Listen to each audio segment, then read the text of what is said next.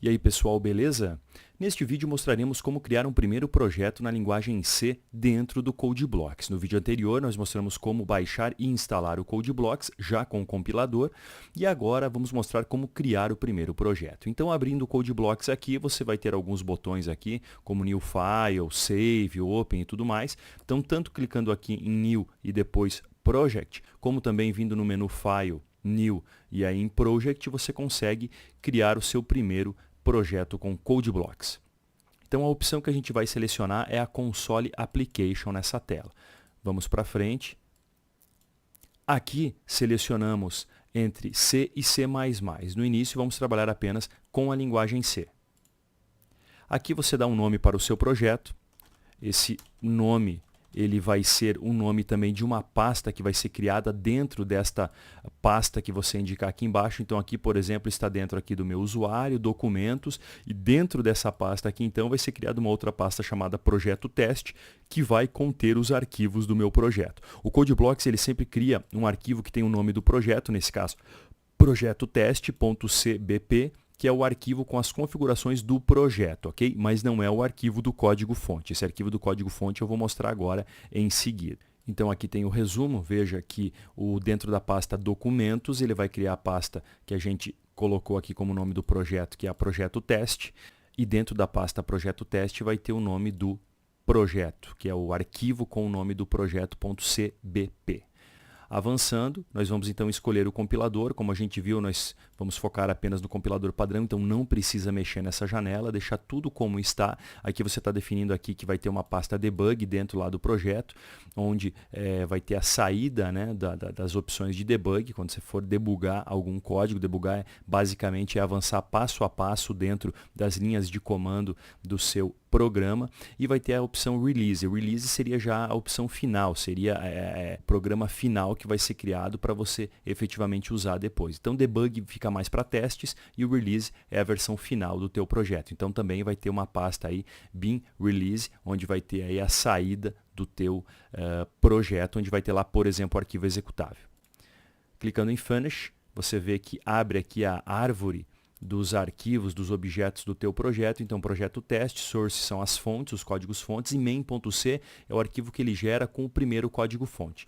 Veja que nesse arquivo, main.c, vai ter então o primeiro código do programa em C que a gente vai trabalhar. E ele já vem com o código pronto para o Hello World, que é o quê? É o Alô Mundo, né? Aqui em português traduzindo seria Alô Mundo, onde a gente consegue fazer a primeira execução do código para testar se está compilando e está executando direitinho. Basicamente a estrutura em C de qualquer programa é essa. Você tem no início aqui a definição das diretivas para o compilador. Nesse caso o include, ele vai incluir as bibliotecas que estão definidas aqui. Essas aqui são as bibliotecas padrão. O stdio seria a standard IO, standard in out, que é o que? É a biblioteca de entrada in e saída out, standard, que é padrão. Então biblioteca de entrada e saída padrão. E standard lib seria, lib vem de library, que é o que? É a biblioteca em inglês. Então é a biblioteca padrão também que você está incluindo aqui. Então inclui essas duas bibliotecas. Aqui você sempre começa um programa em C partindo de um método, de uma função. Então, nesse caso aqui, é a função main, que é a principal, ela que vai ser executada por primeiro, quando você chamar o programa, quando executar o programa.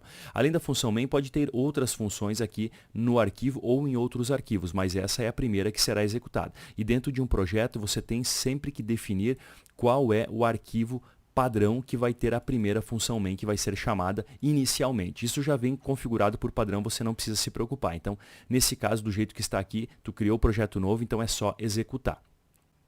Uma coisa interessante é que a função main ela tem um tipo de retorno, que é esse tipo de retorno int, que é inteiro. Vocês vão ver que quando eu executar, vai estar lá no sistema operacional o retorno que ele deu para quem chamou ele, que nesse caso foi o sistema operacional, e vai ser o retorno 0. Se eu mudar aqui para algum outro número, que tem que ser um número inteiro, como por exemplo como 15, ele vai dizer que o retorno lá foi 15. Né? Então, aqui é o tipo de retorno que você quer dar, caso você utilize esse tipo de retorno de alguma maneira no seu sistema. Então você pode, por exemplo, retornar 0 quando obteve sucesso, ou retornar 1, 2 ou 3, ou uma série de códigos para identificar algum tipo de erro que aconteceu durante a execução. Então esse return na última linha antes de terminar o método main é muito importante, ok?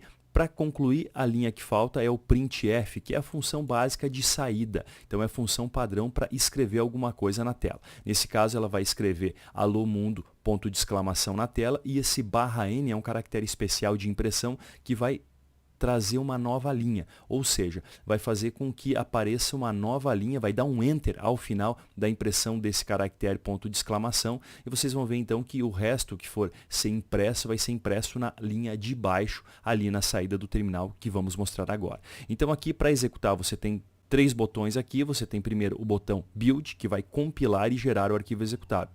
Você tem o Run, que vai rodar esse arquivo executável. E você tem o Build and Run, que faz as duas coisas. Então, primeiro compila e depois executa. Eu sempre utilizo esse aqui porque se você fizer alguma alteração no código e apenas der o play aqui, apenas rodar ele vai pegar a versão anterior do código. Ele vai pegar a versão que foi compilada anteriormente. Então, isso não serve para você, porque tu acabou de fazer uma alteração. Então, você sempre utiliza aqui o Build and Run, que vai sempre compilar a última versão do teu código, gerar o executável da última versão do teu código e aí te mostrar realmente o programa mais atualizado. Muito bem, então apareceu aqui Alô Mundo, veja que ele deu um Enter aqui e deixou uma linha em branco embaixo devido àquele /N e aqui ó, processo retornou 0, ok? Ele dá o retorno em decimal e aqui também o retorno em hexadecimal, 0x0.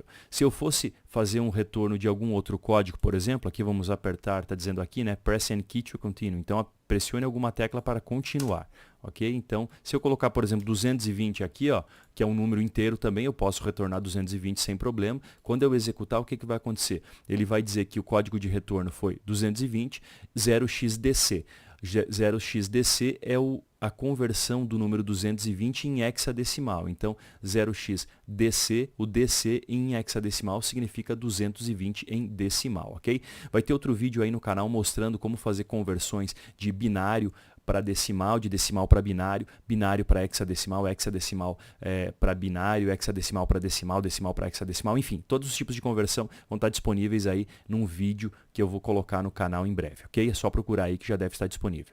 E aqui então, para finalizar, se eu quiser eu posso colocar vários printfs com várias informações aqui. Veja que se eu tirar o /N, o que vai acontecer é que ele vai imprimir tudo na mesma linha, ok? Inclusive aqui sem espaços, então se eu rodar aqui, ó, por exemplo, ele vai colocar o Alô Mundo um do ladinho do outro, ok? Então é muito importante lembrar que o /N é fundamental para você conseguir pular e escrever na próxima linha os comandos que você quer. E é isso então, nosso primeiro Alô Mundo está feito.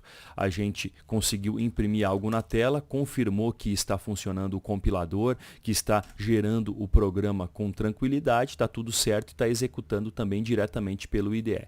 Então, esse é o nosso primeiro vídeo de um programa em C. Agora, nos próximos vídeos, nós vamos começar os conceitos da linguagem propriamente dita e como construir e programar aplicações em C. Se você tem alguma dúvida, deixa aí nos comentários, ok? Dentro do possível, vamos respondê-las. E fica ligado nos próximos vídeos para aprender a programar em C. Tchau!